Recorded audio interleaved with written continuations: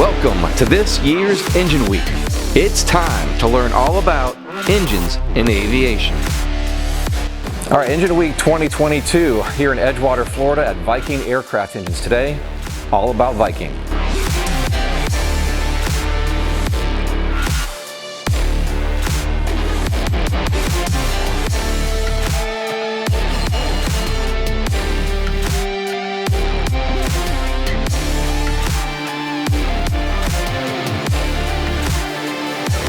All right, so welcome to the Viking Aircraft Engine edition of Engine Week for this year.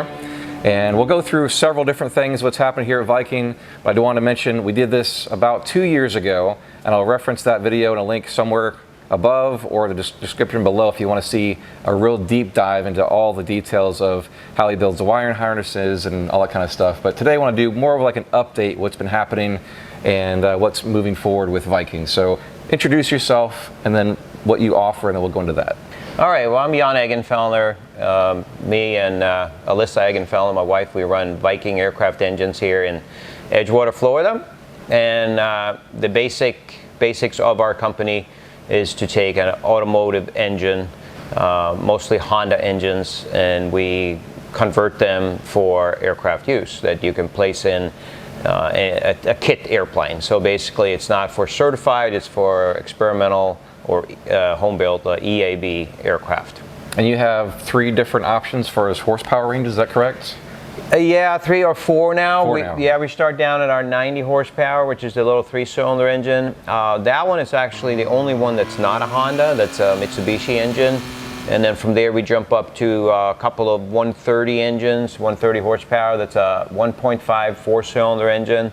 That engine is available in 2 models. It's the one we have traditionally sold now for 6-7 years. It's our Viking 130 Honda Fit derived engine with all the Honda parts on it. If you want an engine that's just like it is in the car, that's the one to get. Now, if you're a little bit more of the racing kind of guy or gal, we offer parts for that now, which are unfortunately, a little bit more money because of the alloys. They go into specialized parts, lightweight aluminum parts, lightweight 321 stainless steel parts for the exhaust. So we have a series of upgrade parts for that engine now that are becoming available more and more, and essentially a lightweight version of the 130. And we're thinking then about smaller airplanes that maybe can't handle as much weight. Zenith's coming out with a 701, and there's some other airframes on the horizon that might benefit of the lighter parts. And then we move up the ladder from there. So I believe Honda has, what do they call it, a Type R for the race edition. Are you going to have a Type V for Viking for that edition, or? Well, it would be the Valkyrie edition. Okay. Yeah. Okay. So that's Honda has that too, right? Do they? I think they have Valkyrie motorcycles. Okay. So. Okay. Awesome. And then we move up to our next engine, which is 150 horse, and that one is a 1.8 liter.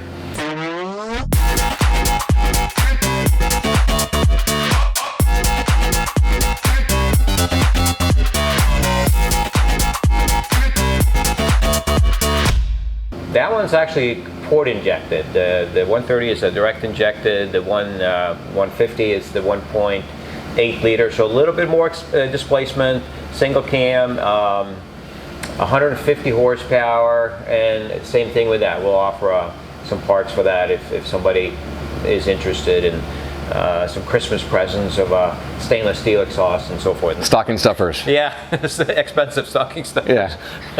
And then you move you need more of a tack. You need like a nail to hold the stocking for the engine parts. This way, you can get 1 part per year. I mean, the stock engine, the 150 horsepower, is a wonderful engine, and it's flying in 750s, and it's not too heavy for a 750, and on and on and on. This is just like, if you know, like anything, if you wanted something, you know, lighter. So that's all it's about. And approximately how much on average you think would be a savings from this type Valkyrie option? You're starting to look at like you know, components that, like Rutan used to say, Bert Rutan, you throw something up and it falls back down, you shouldn't be putting it in your airplane. Or you should seriously consider putting it into an airplane. So if you have a muffler and it's a muffler system and it's 8 pounds, and you have one that's 2 pounds, you know, you'd like to put the 2-pound in. The reason we have the 8-pound is it's inexpensive to fabricate. It does the job. There's nothing wrong with it. It's been lasting for years and years. But now we're going to, you know, have the very fancy, lightweight, TIG welded, purge TIG welded, very lightweight exhaust. So you know, you're looking at 6 pounds here, and then you do an intake manifold, you save 5 pounds there, and then the gearbox, you save 10 pounds there. So all this stuff costs money, but you add it all together, and it, you know, you can see a 20-25 pound saving on the final airplane. And of course, these items are up front in the airplane, so they do matter. Yeah. So you got the Viking 90, the 3-cylinder, the 4-cylinder 130 and 150 horsepower, and then rolling into your top premier horsepower. Now we're getting into the turbo engine, which is the Honda Accord 1.5, and then in the car and in our airplane it's 195 horsepower. So that engine then goes into the Super Duty airplane from Zenith and some other airplanes like the S21 Rans. We also do the 150 for the S21 Rans. So that is the next level up. Now, what we tell people, if you need 195 horsepower, you need 195 horsepower. If you do the 150 with a variable pitch propeller, which is a whole other thing that we offer a very lightweight Duke-based variable pitch propeller. So you can look at all these engines in a different way too. You look at, well, 130 is not quite enough, but a 130 with a variable pitch, that's enough, and it's light. A 150 is not quite enough for my airplane, but a 150 plus the variable pitch prop, now I got good takeoff and climb and cruise. And it's the same with the turbo engine. If you have to have the 195 horsepower, you go with that engine. If you can get away with the 150 and the variable pitch prop, you go with that. And why do I say that? Well, the turbo engine is a wonderful engine, but you start adding money to it. Still half of like a Lycoming Continental setup, but you have a more expensive engine, more expensive propeller, more expensive accessories. So you're looking at all of the items getting more expensive compared to a non-turbo engine. Well, let's roll into some of the parts that you're offering now for this lightweight option and just the parts in general. Yeah, sure. We are partnering with great companies like Dynon Avionics at Dynon.com, Airtech Coatings at AirTechCoatings.com, Clemens Insurance at ClemensInsurance.net, The Aviators Clinic at AviatorsClinic.com, Foxtrot 95 Calhoun County Airport at FlyFoxtrot95.com. Take a moment to go visit their websites at the links found below in the description of this video. And visit our website at ExperimentalAircraftChannel.com for events, our video library arranged in easy-to-find playlists on specific topics, affiliate products, aviation merchandise, and so much more.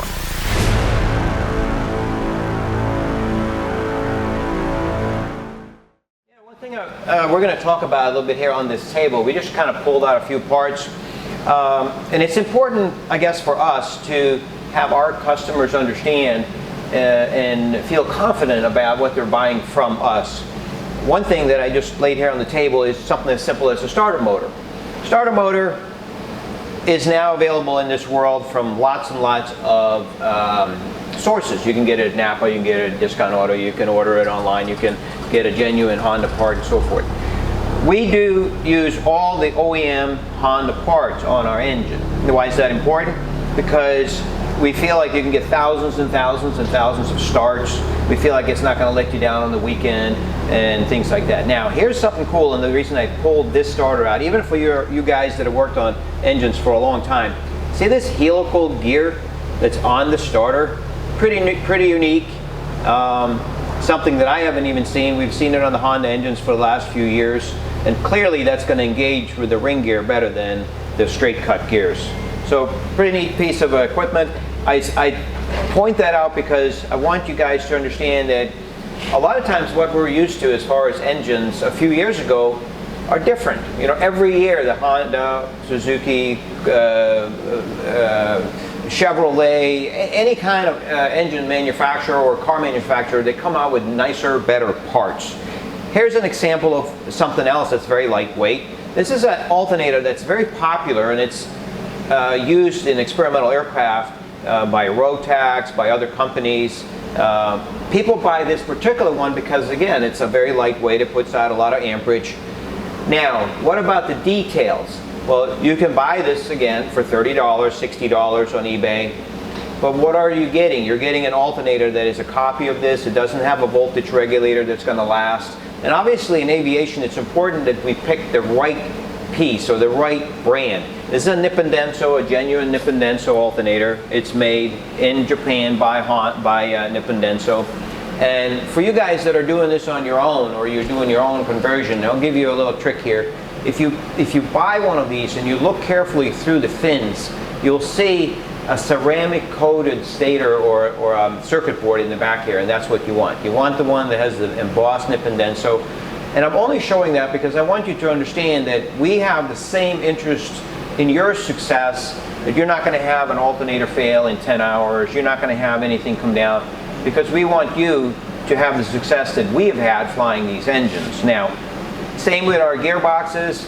Up through the years, the gearboxes have to handle more and more horsepower. We have more and more power through the engines. We don't buy anything that we don't know that's going inside these gearboxes. Everything is done the way you would expect for an aircraft part to be made. Forged gears, ground gears, so absolutely the best that you can get there. Heat treated, obviously, helical cut gears. Now, I pulled out a bearing. This is a double row angular contact bearing. These are very expensive bearings. They use the polymer cages. And the nice thing about that is you have the ability to pull and push in both directions, which in a helical gearbox is very important. So it's a very high-end, of course, expensive bearing, but also what we use. We just basically don't buy anything unless we believe it's the best thing that we can get for our gearbox, for our engine, for the parts. Taking that transition or that tradition further, there's just a bunch of wire looms that I put here on the table. These are for the Viking 130. They're our engine harness. They use clearly, watertight connectors and so forth. But more importantly, the entire harness is made with the Honda style connectors, so it fits the engine like the OEM. But it doesn't use, there's the one place with the automotive engines that we take it one step further, and that is to have Tefcell type of wiring. They're tinned wire, multi-strand aviation grade wire that have the original connectors at both ends. So we make our own wire loom, and we do that for two reasons. One, to increase the quality and the life of the loom beyond the maybe 15, 20-year lifespan that it would have with just bare copper wire like in a vehicle, in a car. And we also do it because we want the wire loom to fit exactly the sensors that we elect to use when we make the engine an airplane engine. So rolling on to the exhaust, and you mentioned some lighter weight, you've got two different exhaust styles here. Exactly. So here is more of a OEM type of exhaust. We've used this for years. It works really good. As far as the noise level, it's exactly the same as these other ones we're going to talk about. This one on the scale is a 6.5 pound system, and then if we do the more expensive 321, which is a very high-end stainless steel, lightweight, still with a heavy flange, so we don't have any warpage up here. The same design as far as the way that it muffles the engine. This pipe runs all the way up to here. Everything is supported. That muffler would then cut your weight down to 3 pounds. So there's a saving there, like we were talking about. Everything adds up. The muffler is bolted right to the engine, and then there's a spring clamp and a little spring down here, and that prevents the muffler from resonating and falling apart. So it'll last a long time that way. So that's the exhaust side. On the intake side? Well, the intake side, Honda obviously has a tuned intake for the entire RPM range of the engine, the way that it's used in the car. When you accelerate away from a stop sign, a stop light, you want maximum torque. You want the car not to feel sluggish. Now in an airplane, we can live without that because we're cruising from 4,000 to 5,200 RPM. So we don't need the long intake runners, but we do need the plenum, and we do need a place to put our throttle body. We also want to retain the niceties of these manifolds where they have the built-in silicone seals in order to not have to scrape gaskets if you ever have to do any maintenance on your engine. So we retain the nice parts of the manifold, and we step it down to the intake runner length that we need for the RPMs that we're running at. We're looking at an OEM manifold, even though it's a polymer of 5.5 pounds, and we're looking at a aftermarket 6061 T6 manifold with the same seals to seal against the engine, and the proper O-ring seals for the manifold pressure and the air temperature, and if you want to put a nipple there for your map sensor in the airplane, all built in, and you're looking at 1 3/4 pound. So clearly there's a weight saving.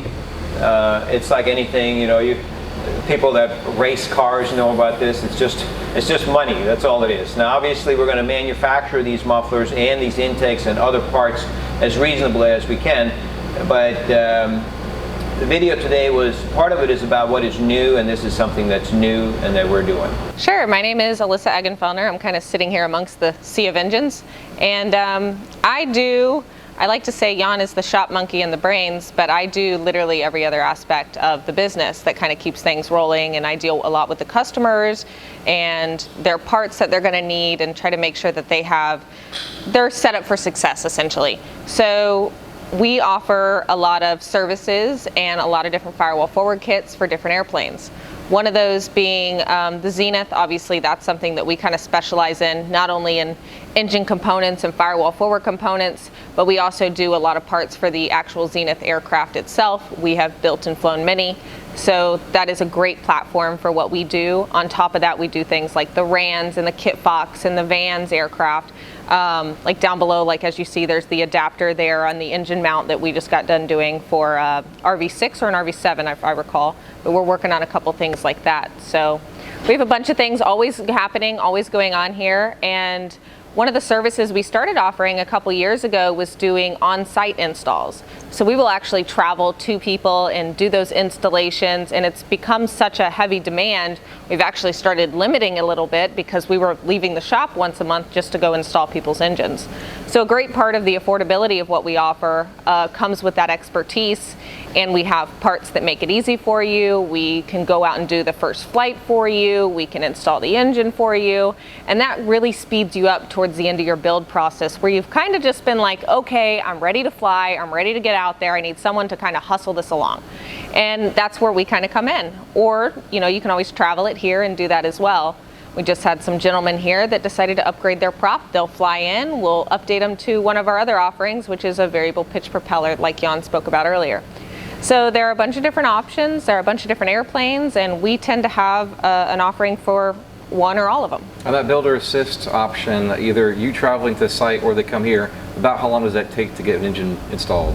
It usually takes us 3 to 5 days. It depends. The past few that we have done have been more retrofits, so that means we're taking a flying airplane that had another engine in it, and we are actually taking it and installing our engine in it, and we will fly by the time we're done. So we like to have a little bit more time on those, more the 5-day range, but we are getting ready to leave here again in January, head to Virginia, work on another Zenith, and that one is not flying yet, so that one will take us, we've got 3 days scheduled, we will be in and out, and it will be completely running and ready to go. Yeah, sure, we'll talk about the systems a little bit, and this is something that we kind of harp on a lot. Having a full firewall forward kit is very important for the overall success of you being able to fly your airplane and also do it successfully, and we want those components to not only be tested, but to be safe. A big part of that is having an adequate fuel system, where we provide the actual header tank we tend to use in our systems, all the fuel line, all the clamps, the check valves, everything that's going to be needed for your fuel system, we have that in a package. Everything that's going to be needed for your cooling system, we have that in a package, right down to the shroud that you're going to need. So you're not doing a whole lot of fabricating on your end. You're really just installing it exactly the way our videos say, and by the end you're not tinkering or working on baffling too much or anything like that. You're just flying it, and you can really be concentrating on other parts of the airplane instead of concentrating about the engine.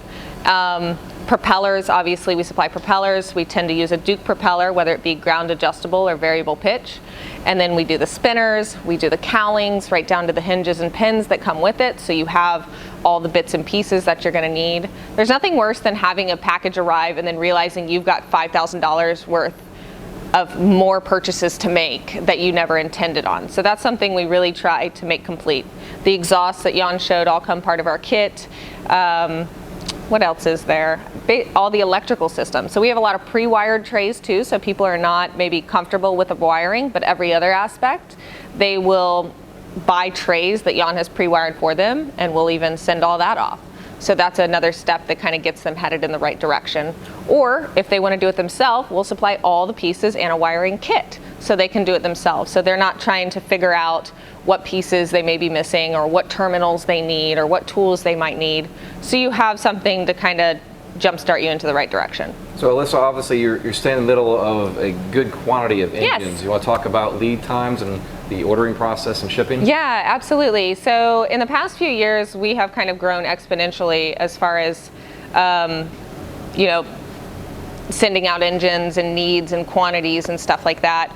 But our lead times have all remained the same, and a good portion of that has to do with mass production. Obviously, auto engines are available in much larger quantity than typical standard aircraft engines, so that makes our lead time very easy. We have not really struggled with any part availability during the whole COVID scene like many have. So far it's been pretty easy breezy, and we're looking at a 2 to 3 week lead time on anything, and that's mostly just for time constraints and stuff that is happening because we have got so much. We're shipping out 4 to 5 engines a week, so in that we just gotta shove you in there and figure out when we can get it out the door. So if anybody wanted to see you in person and ask their own personal question, where could they find you at air shows or events this year or next year? Oh, well, yeah, next year. In January, we are actually hosting our own engine workshop, and I'm actually supposed to announce those exact dates towards the end of January this weekend. So every year, this will, I think, be our 4th, where we have a gathering of a good 40 people or so, and they fly from Texas, from up north, from down south, or they'll fly in, or they'll just come in to kind of learn more about the components. We'll open up gearboxes, we will show you in depth how everything is built, maintenance, components, the important parts, how to do something, how not to do something, and it kind of keeps people learning more about the actual engine itself, the standard maintenance, what you're looking at on your condition inspections, and the real gotchas and stuff like that when it comes to flying your own airplane. And a lot of times we'll do test flights and stuff like that so you can fly as well. And then in February, I do believe we're attending a rudder workshop in Texas with Zenith Aircraft and Bill Fay, who is also a Zenith builder and flyer, who's been hosting that for them, which is great, and they're good friends, and we love being around that crowd per usual. And then we move on into April, where we'll be at Sun and Fun at our normal booth. I think that's N69, if I'm not correct. But we're always kind of diagonal from Zenith Aircraft there too, and we've been doing that for a long time. And then we get into Oshkosh. Oshkosh is always the biggest event for us. We travel up north to Wisconsin, and we put on a nice little event there. We hang out. A lot of times for the EAA, we'll do a lot of discussions and forums and stuff. So not only will you get a chance to see us at our booth, you'll typically get a very large array of customers that have shown up and brought their planes, and you can talk to them about their build. And then we'll do in-depth discussions with the EAA. And then we get into Zenith, which is also one of our favorite events, probably my personal favorite. We will take our 650 up here like we did this last year. And yeah, it's hanging from the ceiling, which is a great place to keep it out of the way. And we'll take that to Zenith's Open Hangar Days homecoming in September, and it's really great time. It's kind of a large portion of our customers. We actually have over 800 engines in the Zenith aircraft family now, so a large portion of our customers show up there, and it's a wonderful time to kind of bond and have that opportunity to spend one-on-one time with everybody that isn't more of a sales type meeting get together. So we spend a good amount of time doing discussions in there too, and you can talk with us there. All right, Alyssa, so where are you on social and other forms of media to follow you along throughout the year? Yeah, we have obviously our website, VikingAircraftEngines.com, and then we also have a couple Facebook pages. Viking Engine owners and prospects is a great place to actually talk with us, ask direct questions about the engines, and get a really good platform of people that are flying it that can also answer and tell you what they have experienced. We also have Instagram at Viking Aircraft Engines, so there's a couple platforms where you can see us all, and we're always on the other builders, Zenith builders and flyers and all that kind of stuff, kind of sharing what's happening and what's new. Thanks for watching today's episode of Engine Week. Tune in tomorrow for the next video in our series. And we invite you right now to like, subscribe, and hit that bell so you don't miss a single episode.